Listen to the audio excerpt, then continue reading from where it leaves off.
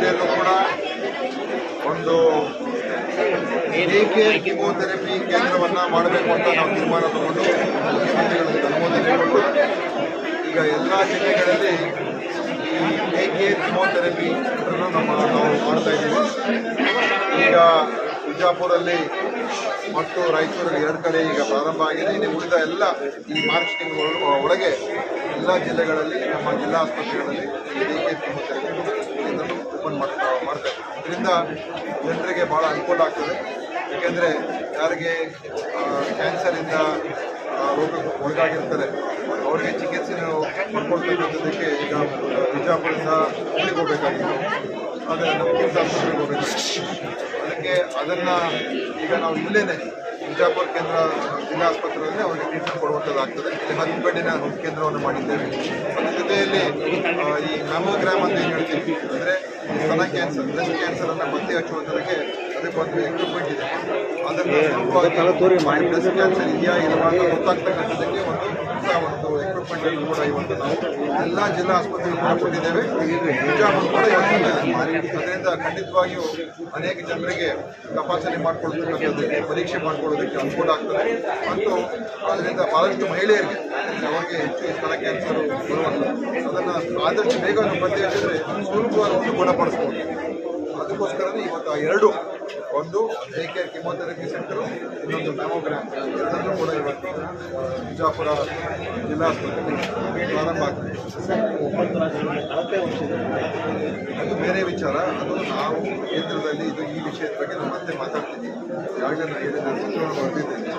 ಯಾಕಂತ ಹೇಳಿದ್ರೆ ಈ ಔಷಧಿಗಳನ್ನು ಗುಣಮಟ್ಟವನ್ನು ಕಾಪಾಡಿಸಬೇಕಾದ್ರೆ ಬಹಳ ಮುಖ್ಯ ಇದೆ. ಕೇಂದ್ರ ಸಚಿವರು ಕೂಡ ಅವರ ಗಮನ ಸೆಳೆದಿದ್ದೇನೆ. ಮತ್ತೊಮ್ಮೆ ನಾವು ಅವರ ಗಮನ ಸೆಳೀತಾ ಇದ್ದೀವಿ.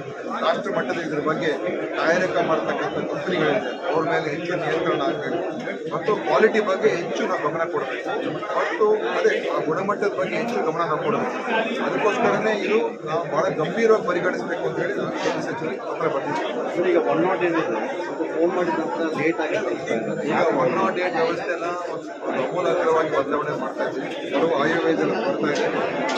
ನಂತರ ಅದನ್ನು ಒಂದು ದೊಡ್ಡ ಬದಲಾವಣೆ 108 ವ್ಯವಸ್ಥೆನ ನಾವು ತಗೊಂಡ್ಬರ್ಬೇಕು. ಯಾಕೆ ತಡ ಆಗ್ತಾ ಇದೆ? ತಡ ಅಂತ ಹೇಳಿದ್ರೆ ಹಳೆ ಈಗ ಈಗಿರುವಂಥ ಯಾರೋ ಏಜೆನ್ಸಿ ಅವ್ರದ್ದು ಈಗ ಹಂತಕ್ಕೆ ಬಂದಿದ್ದಾರೆ. ಈಗ ಅದನ್ನು ಕೂಡ ಸ್ವಲ್ಪ ಅವರು ಕೊಡ್ತಾ ಇರೋ ಸೇವೆಗಳಲ್ಲಿ ಸ್ವಲ್ಪ ಸಮಸ್ಯೆಗಳಿದೆ ಮತ್ತು ಕೆಲವು ಗೊಂದಲಗಳು ಮಾಡಿಕೊಂಡಿದ್ದಾರೆ. ಅದಕ್ಕೆ ಅದನ್ನು ಸಂಪೂರ್ಣವಾಗಿ ನಾವು ಹೊಸ ವ್ಯವಸ್ಥೆ ತಗೊಂಡು ಹೋಗಬೇಕು ಅಂತ ತೀರ್ಮಾನ ಮಾಡಿದ್ದೇವೆ. ಆಯುರ್ವೇದ ಕೂಡ ಅದು ಬರ್ತಾ ಇದೆ. ಇಂಡಿಯಾ ಪಾಕಿಸ್ತಾನ ನೋಡಿ, ಇಂಡಿಯಾ ಯಾರ ಮೇಲೆ ಆಡಿದ್ರು ಕೂಡ ಇಂಡಿಯಾ ಗೆಲ್ಲಬೇಕು. ಮತ್ತು ಪಾಕಿಸ್ತಾನ ಮೇಲೆ ಆಡಿದಾಗ ಗೆಲ್ಲೇಬೇಕು ಅಂತ ನನ್ನ ಆಸೆ. ಚೆನ್ನಾಗಿ ಆಡ್ತಾ ಇದೆ, ಒಳ್ಳೊಳ್ಳೆ ಆಟಗಾರರಿದ್ದಾರೆ, ಗೆದ್ದೆ ವಿಶ್ವಾಸ ಇದೆ. ಆದರೆ ಕ್ರಿಕೆಟ್ ಆವತ್ತಿನ ದಿವಸ ಏನಾಗುತ್ತೆ ಹೇಳೋಕ್ಕಾಗಲ್ಲ. ಅದು ನಮ್ಮ ಶುಭ ಹಾರೈಕೆ ಇದೆ. ನೀವು ಗೆಲ್ಲಬೇಕು. ನಾಳೆ ಒಂದೇ ಅಲ್ಲ, ಗೆದ್ಕೊಂಡು ತೊಗೊಂಡ್ಬರ್ಬೇಕು.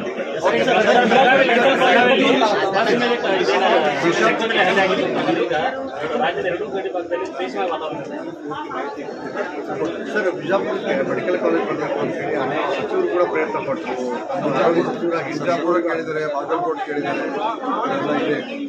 ಅಂತಿಮವಾಗಿ ಬಿಜಾಪುರ ಜಿಲ್ಲೆಗೆ ಆಗುತ್ತೆ ಸರ್. ಎಲ್ಲ ಆಗಬೇಕು ಅಂತ ಮುಖ್ಯಮಂತ್ರಿ ತೀರ್ಮಾನ ಮಾಡ್ತಾರೆ. ನೋಡೋಣ ಸರ್. ಅದೇ ಸರ್, ಎಲ್ಲ 2 ಪ್ರಯತ್ನ ಪಟ್ಟಿದ್ದಾರೆ ಸರ್, ಆದರೂ ಆಗ್ತಾ ಇಲ್ಲ. ಅದಕ್ಕೆ ಬೇಗ ಆಗುತ್ತೆ ನೋಡೋಣ.